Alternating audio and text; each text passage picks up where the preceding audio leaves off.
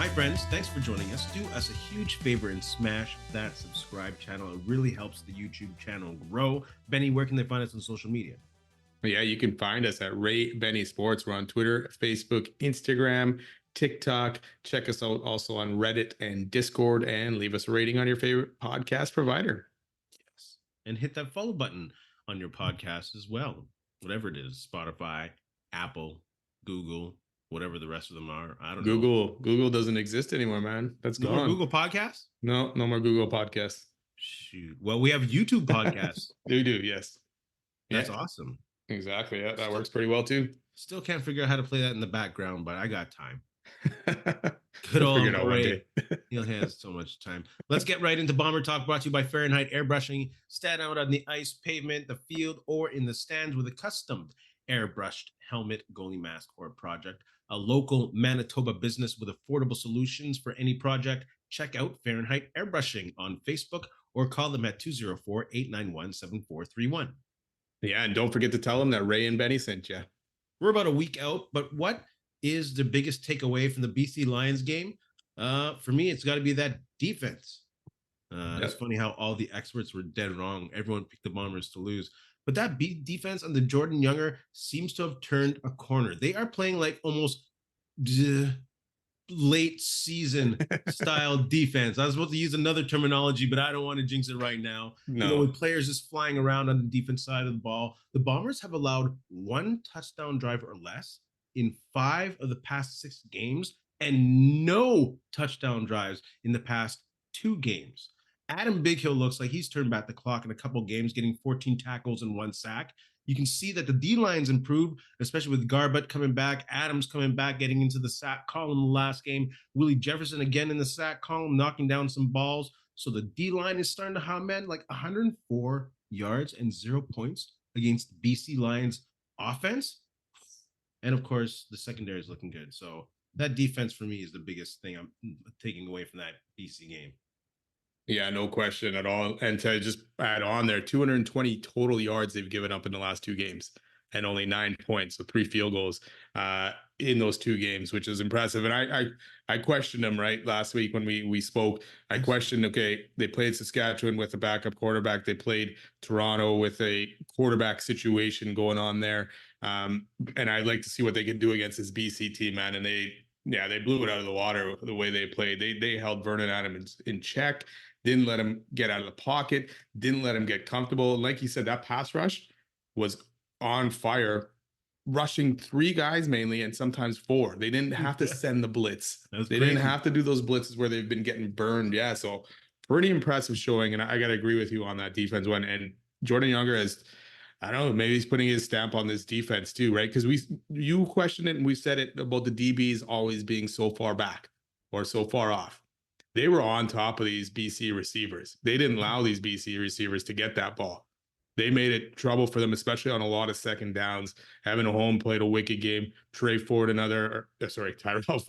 another touchdown. Oh my goodness, interception. I'll get those words right. So yeah, pretty impressive. Yeah, and like we already knew coming into the season that they probably had the best 1-2 punch at defensive halfback with Deatrick Nichols and Evan Holm. Like you say, Evan Holm's coming into form too. But they have a really good pair of corners with Terrell Bonds and Tyrell Ford. And where's Jamal Parker? Still on the injury list? Yeah. That's crazy. So this secondary is really looking good. And of course, it helps when you have the D-line, putting pressure on the quarterback. They can't afford to get closer and really cover these guys. And even at the beginning of the game, when they tried to go deep on Ford, he was right on that dude. That was a beautiful, beautiful coverage. Yeah, like you say, like in the last couple of games, the pass rush hasn't really been there or gotten to the quarterback. They got to VA 4 times this game. So yeah, that DB group was doing a wicked job. And then you talk about Adam Bighill, who we're kind of mentioning as he lost a step. And maybe, you know what, maybe that lost step was him trying to figure his way back from that injury that he's still coming back from. And now in the last couple of games, he's starting to step it up, and he was a force in this one. So I guess we questioned him a little bit early. We'll wait next time on guys like that and give them the benefit of the doubt, especially coming off a serious injury like that. That's a fun thing about being a fan and drinking beers. You can kind of be a little more passionate than trying to be a journalist and say the right thing and be scared of being wrong. It's all good. And he's looking great. because Well, and it's not the first time people have questioned him and his age. oh And yeah. he keeps coming back, and he's an important, like he was such an important part of the defense last year, and we saw that in late in the playoff games and in the Grey Cup. They missed him in Yeah. the middle. For sure, yeah, and that's kind of the reason why BC probably didn't end up signing him. They probably thought he was losing a step, and look what he's done since he's come to Winnipeg. He hasn't lost that step, and he picked it right back up this season right now. So, and Yeah. then to me, the time of possession, it's wild looking at that number, 42 basically to 18. You That's know, insane. give or take a few seconds, but like that's crazy. You know, to hold a team under 100 yards passing or around 100 yards total in the CFL is just wild to me. So hopefully this defense continues to grow. The offense can figure out how to get some touchdowns on the board and put games away like that. You know, that game stayed close for a long time, even though the D was playing well. So yeah, let's just see them continue to grow. And they have young guys, and they're turning into form, like you said, especially Terrell Bonds on the outside there. So it's fun to see. It was a fun game to watch, even though it was plus 400 out there. Good old Bomber summer football with the sun being on you. I know how Oh, it goes most of the sweat time. until 10:30, man. Oh yeah, beautiful. Then we complain, we go golfing, it's cold. Yeah, yeah, exactly. Lose. The Bombers are at the halfway part of their season, going 3-6. How do you see this team finishing off the season? Let's start off with the offense. We'll look also at defense and special teams, and we'll also discuss where they're going to place going into the playoffs. Not exactly how they'll do in the playoffs. So, offense, how do you see this playing out? What's your kind of outlook on the 3-6 team that you've seen so far? Yeah, last couple of weeks for Zach Claros have been good. So I see him getting a little bit better. I know it's a lot more short, ball offense kind of thing. But he has been stepping up. No turnovers for him last game. Plus, you got Kenny Lawler hopefully coming back maybe after the bye. But it sounds like he's close. So you add that onto now Ontario Wilson, who has broken out this season, Wolotarski coming back, Dembski, and now I'm kind of and Lucky Whitehead, who had a very good game against BC. I'm kind of Mm-hmm. questioning, where does that leave Rashid Bailey, and do they really need him at this point? So I'm kind of on backing off and maybe not signing the guy. But you know what? Right now the offense just got to click in the touchdown department. Oliveira had a 100-yard game last game, right? Yeah. Ontario Wilson, good. So now you just got to figure out how to turn 6 field goals, maybe half of those into touchdowns, right? So hopefully they can take the next step and continue to grow as well themselves. Yeah, that must say something a little bit out about maybe the possible soon return of Lawler if they're not going out to get Bailey. Yeah, He's got to be pretty close, not on that 6 game again for the second time. Again, second time, that's redundant. Maybe he's put on there, but at the same time, they knew he was coming. That's why Bailey isn't on there. And I'm hoping, with the return of Lawler, that will open up a lot of things, but I don't think that they'll necessarily be a high powered offense. Not like the BC offense we've seen earlier in the season, and not like the offense that we've seen the Bombers of past. Especially if they got the power running game going, they're a team that needs to score 25 if their defense is only allowing 20. And yeah. hopefully that means lower turnovers as well. Because, like you said, they're kind of suffering early on with turnovers, are keeping those down, and they're leaving opportunities for themselves to win. The O line's looking a lot better. I'm not saying it's all on Pat Neufeld, obviously, but they held BC, who's number one in the league, to 1 sack. Josh Archibald, 0 sacks. And they just wore that defense down with that running game. So hopefully they'll lean on that running game a bit more. Because BC was also third, I think, or top three at least in the league against running. They put 142 on their ass. So, and like you said, field goals. Mm. Field goals got to turn into touchdowns, especially later on in the season. Bombers going 1 for 3 in the red zone. They can't be doing that later on in the season, in my humble opinion.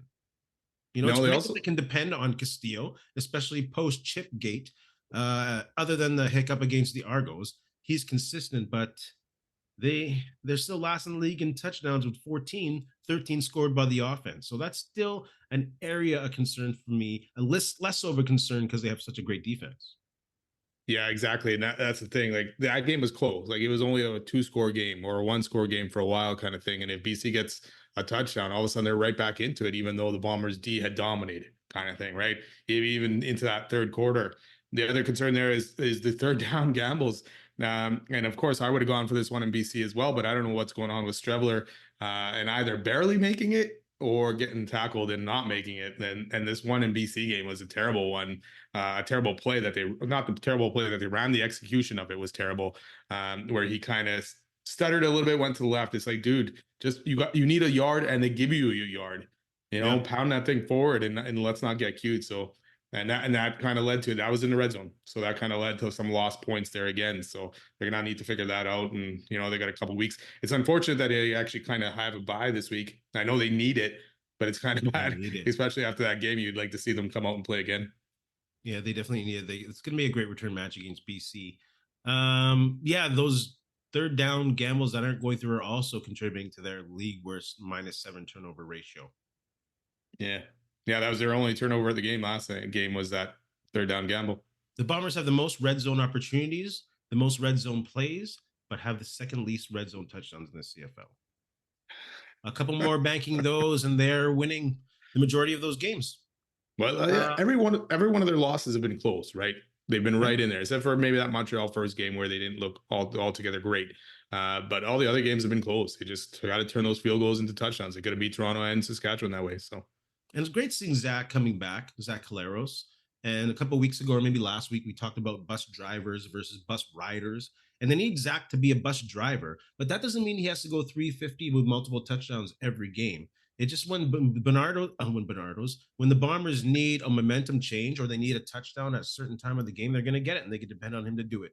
That's the bus driving that they need from Zach Caleros. Yeah. On the defense, I think I said almost everything I need to say about the defense in the earlier part of the session, about the secondary, about Big Hill, and about the defensive line. And they've really turned things around. So I don't know. Hopefully, with guys coming off the injury list, bulking up that D line, we'll see the Bombers give up more or less big 30+ plays on the run or the pass, and less 20+ plays on the run. They're still pretty low in the league with 18. But they've allowed only one in their last 3 games. So I'm very optimistic about the Bomber defense. Yeah, and they're really good against second down. 58%. They're getting off the field and giving the Bombers offense the ball. So that defense is looking good. Yeah, and that's without right now still Kyrie Wilson too in there, right? So, yeah, exactly. And they have a couple of gunslinger QBs in the second half of the season, right? They'll probably face Trevor Harris twice. It sounds like he's close to coming back. They may face Jake Dolegala, who they made look pretty bad in that game against BC at the end there. So we'll see next week. So, but then again, Bo Levi Mitchell 2 more times too. So, and Trey Ford, who came in, and he's going to be dynamic. And we watched the Bombers struggle against those rushing QBs last year. So we'll see what they do kind of with that guy this year. So yeah, the defense right now, you can't complain about how the defense is playing. Jordan Younger has done well.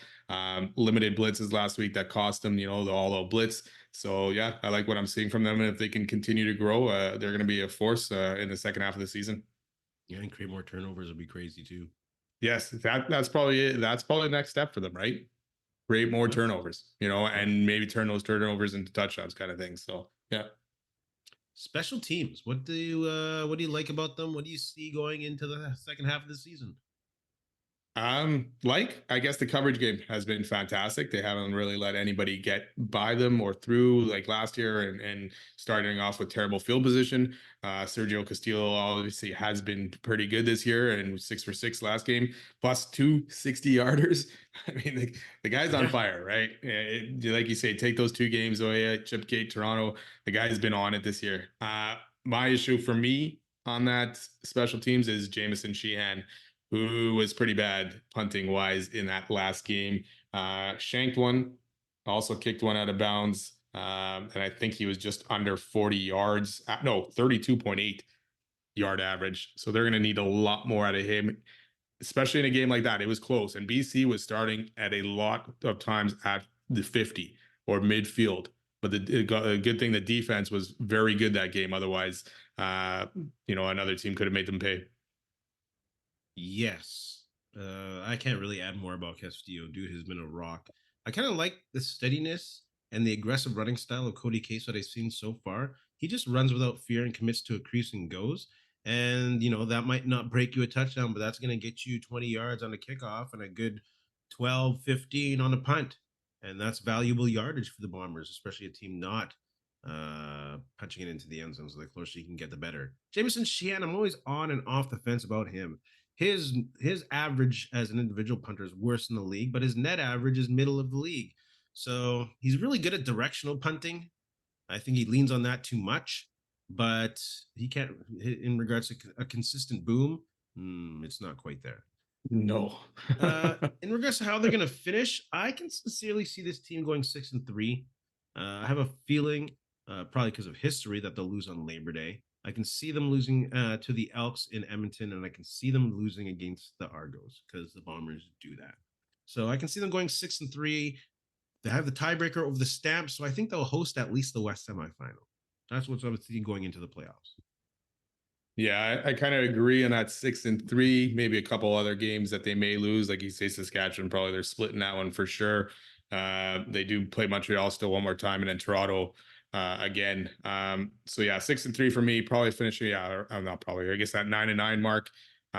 Yeah, either the second, third, kind of wild card, but I do see them making the playoffs if they can continue to play, especially this D the way they just did. I do need to see a second week of this, right? Kind of thing. It's like great to see it. Don't want to get too high off this one game. You want to see them continue to do it, but I'm optimistic again that they'll finish the season strong enough that they'll make the playoffs. Host or be away for playoffs? I'm going to say probably away just because they've dug themselves a hole. It all depends. Saskatchewan right now is in a battle with Ottawa and losing. It's a low scoring game. It's still lots to go, but they could end up at least hosting the West semi, but I still probably see them being away for the playoffs. Yeah. I just see Saskatchewan just falling out of the playoffs again. Maybe getting a crossover. I don't know how they've been performing against the East this year. I just see Bombers, Calgary, and BC being the top three. And Yeah, it all depends. It all depends when Trevor Harris gets back to see, what he can do with this team. Because Shea Patterson ain't it. No. He has not looked good, and he hasn't looked good tonight against the Red Blacks. So, they need Trevor Harris back, and it sounds like he'll be back probably at least for the Labor Day game. So it'll be interesting to see how they do with him at the helm instead of Shea Patterson. I can't buy into Trevor Harris no more. He's been a steady starter. It's just injury wise now. It's getting too much. It's getting too much. Getting older, man. Midseason Bomber Awards: MOP offense, defense, rookie, special teams, and Canadian. Let's start with offense. Who do you got? I'm still sticking with Brady Oliveira in that guy. He's been a force. He's leading the league in rushing, playing only 8 games so far. What does he have? About a 5.9 average. So I'm going to stick with him. Every running back's played 8 games so far. Yeah, I guess Oliveira could have had running 9. Backs. Some have been injured, but yeah, stand back but he's still 6'11", dominant. Yeah, Brady Oliveira as well. I like everything you said. On defense, I'm gonna go Redick Cramdy. I just like how he's been stepping his game up this year and how he's been all over the field and been a force in coverage and tackling and in sacks. So I'm going to go Redick Cramdy. Yeah, I'm still going to go stick with the tried and true and stick with Willie Jefferson. Again, he's been a force on that line, especially when the other side, the other DN spot was trying to get things figured out. Still with 4 sacks and a bunch of pass knockdowns. He was great against BC. Who do you got for rookie? Ontario Wilson, man, I got to go with him. That wide receiver, playing a wicked season, just over 500 yards, made a couple big catches. Again, over 100 yards against BC, and a big 35-yard catch where he laid out for it when the Bombers really needed it, when the offense was kind of struggling to start that BC game. Yeah, I was going to say Ontario Smith too, but I was going to say Ontario Smith because I wasn't too sure about my pick, and I probably should have double checked, but I'm going to go with Tyrell Ford. He is a rookie, isn't he? Because he never played, even though he played in the NFL. Did he not play? Did he not see the field at all in that season when he was here? Which one? Was he preseason? Well, because he was here first, and then wasn't he here for full season or no? And then went to the NFL? Oh. That could be right. So then I'll have to go out with Ontario Smith. Wilson, you mean? Not Smith. Ontario Smith. Ontario Wilson. Remember Ontario Smith? Whizzinator? The running back, right? Gosh. The Whizzinator. The Whizzinator. That was crazy. Was that under Joe Mack? I think so. Oh my gosh. What a destructive 3 to 4 year period that was. What am I talking about? Because I said Ontario Smith. Yeah, we don't talk about Joe Mack. We can when we laugh. We can when we laugh. Yeah. Special teams. I got Sergio Castillo. Yeah, just no. because he's just picked up his game like crazy and he's putting them through. And we don't have a returner quite yet. And the punting has been very phenomenal. So, Castillo. Yeah, no question there. Like I said, the coverage team has been good, so a lot of guys have done great there. But yeah, Sergio Castillo is right now is head and shoulders above everybody there. Who do you got for Canadian? Brady Oliver again, I guess. No question there. Yeah, I'll go Radio Oliveira. I'll go with a little shout out to Reddick Cramdy again. In your CFL power rankings, not all of them, are the Bombers in the top 4 or are they the bottom 5? Middle of the pack. So I'm going to say they're still in the bottom 5. Like I said, it's one game. The offense played well, but settled for too many field goals for my liking. So I'd have to say Montreal, Lions, Ottawa, and Riders are probably still above them for now. I say with the defense now, I'm going to have them top 4.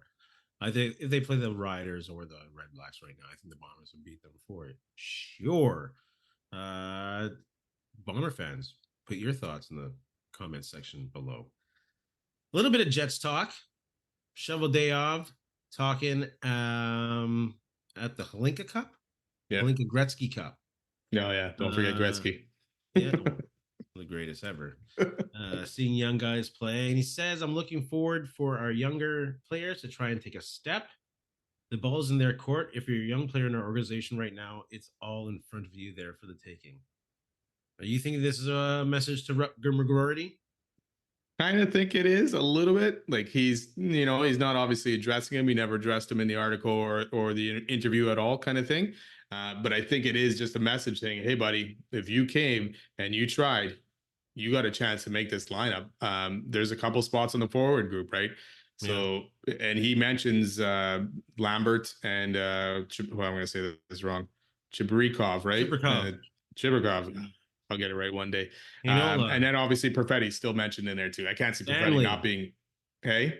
Stanley. Yeah, defensive wise, old Stanley, but I can't see Perfetti not being in the top 6 this year unless he comes to camp totally out of shape or I guess doesn't sign a contract at some point. So there's an opportunity for McGroarty if he wanted to come, right? And I think Chevy's just kind of throwing it out there, man. Hey, the opportunity's there because there's obviously no trades brewing right now. And nothing's happening. I haven't heard even a rumor about McGroarty lately. So, at his best chance is probably coming and trying out for Winnipeg. Yeah, I think he's literally talking to the people who he mentions, like you mentioned earlier, Stanley, Heinola, Lambert, Chibrikov, Perfetti. It is your chance to get on this team and this team for it to be good. Robert McGroarty, whatever. He's on the fence whether he makes a team or not. But they desperately need these guys to step up because there's not going to be an influx of veteran talent that they're going to get any time before the season starts. Like they literally have to step up to fill some holes for this team to be good. So Robert McGroarty, sure, that might catch a little on the side fade, but I think he's literally talking to those guys. It is in their court. Like they will have an absolute best opportunity to make this team this year out of any year. So especially with them buying out, what's his name, Nate Schmidt. For sure, there's a spot to be taken in the 6th defense there for sure. Well, Nate Schmidt, Brandon Dillon gone, right? So they have to. Colin Miller, Heinola, and Stanley kind of battling it out for those 3 spots. I know they signed Hayden Fleury as well, who once was a top draft pick. So we'll see what he does. But yeah, forward group wise, maybe less opportunity, but that second center is still going to be a question for the Jets. And I know Vlad Nemestikov has done well there at times, but him being a full season there, I don't see puts the Jets as a contender kind of thing. So it'll be interesting what happens there if Lambert can take it, if Perfetti gets another opportunity or not. And like last year, I want to see Velarde at center. I want to see him get a shot at center. Maybe he doesn't want to play center, but he's just hurt all the time. You say what? I said it's not happening, I don't think. Well, to not consider it would be foolish. Yeah, I mean, they didn't even put him there at all last year when they needed someone, right? So that's ridiculous. Let's move on to quick shots. Is Jake Dolegala going to sink, swim, or tread water as VA's replacement? I must say tread water. They play Edmonton this week, Winnipeg, and then they got Ottawa twice. And Ottawa's D has actually been pretty good so far this season. So I think he'll do enough. He's got some good receivers. So he did decent in Saskatchewan last year at times. So I think he'll tread. I think he's going to sink. because he is playing some good defenses coming up. He has a 12 TD to 11 interception ratio. I think he might keep them at 500. And is that swimming or That's treading, I guess. Oh my goodness, barely. Like, yeah, I don't think if the only way he'll be good is if they let stand back run. Yeah. Like, he's a third leading rusher in the league, and they're middle of the pack when it comes to rushing attempts. Like, just give that guy the ball. Have the Elks turned the season around with the win and with Trey Ford at quarterback? No, their defense still sucks. Most TDs against, most net yards against by a solid 22 yards, like allowing 390 per game, almost 100 yards a game, almost 300 yards. Like, come on. The defense is not good enough, so it's not even close to them turning it around. Yeah, I agree with you in that. Trey Ford may give him a better opportunity to possibly steal these games just with his dual threat ability. But I agree, you're 1-7. It's going to take a lot to turn this season around. So hopefully, again, they use Trey Ford to build for next year instead of benching him. Will Nathan Rourke be on an NFL roster come week 1 of the regular season? Yeah, I mean, depends how he does in preseason. I know I was reading stuff that Atlanta really liked him and wanted him, but they got Kirk Cousins, Michael Penix, and Taylor Heinicke, so that might be tough unless he can really outplay Heinicke. But I do see him probably ending up on a practice roster and not maybe on a full-time roster. I think yes, and it sounds like he's getting serious consideration at the number 3 spot, maybe. Atlanta tried to get him, but the Giants did beat him out on waivers. So do you want to give Heinicke money when that can maybe open up for something else? Who knows? I don't know. I say give him a chance. Which bomber would you put money on? This is great because there was this great Olympic funny article in the Free Press. Which bomber would you put money on to win a medal in the Olympics? Who and what event? I'll go Willie Jefferson, 3-on-3 basketball. This dude was playing AAU tournaments when he was young, and he mentioned that he knew some dudes playing overseas, and he can play like maybe a role play one day. So 3-on-3 basketball. I take Caleros in shooting. I just think he's cool under pressure for that. And Chris Streveler, I take him in handball. Decent arm, runs like a tank, can throw on the run. So yeah, those are mine. All right, I only got one. I took Brady Oliveira in some kind of weightlifting event. Dude's got some solid lower body. Those legs are huge, so I think he'd be able to, I don't know what it's called, deadlift or something like that. I think he'd do pretty good. The Olympic weightlifting is crazy. Where will Brandon Aiyuk end up? Pittsburgh, I guess. I mean, that's the rumors. Either that or probably end up back in San Francisco. So where will he end up? I'm going to say Pittsburgh. If they're trading him, it'll be Pittsburgh. I say San Fran. Man, if they're trading him, though, they're not going to get full value. They've tanked a bit of value with him refusing to go to, not refusing, him not in favor of going to Cleveland, not in favor maybe of going to New England. So teams are being knocked off who probably could offer them the most compensation. They should just keep him, and I think they will. Well, yeah, that sounds like they're not going to take the Steelers offer unless the Steelers offer comes up higher. So apparently New England was offering him over $30 million per year and a bunch of guaranteed money, and he said no. So and the best deal for San Francisco as well. But yeah, tough spot. Yeah. I don't think he's ending up he's just saying San Fran. Benny, you have anything to say to our friends? You know what? Thanks a lot for listening. Enjoy the bye week. Check out maybe some of our interviews while you're yearning for some Bomber football, and have a good week. And in the words of Ed Whalen, in the meantime and in between time, that's it. Another edition of Ray and Benny Talk Sports. Hey, friends and neighbors, don't forget to check us out online on Facebook, TikTok, Instagram, and Twitter at Ray Benny Sports. And don't forget to check out our YouTube channel. Leave a like, leave a comment. Tell us what you think.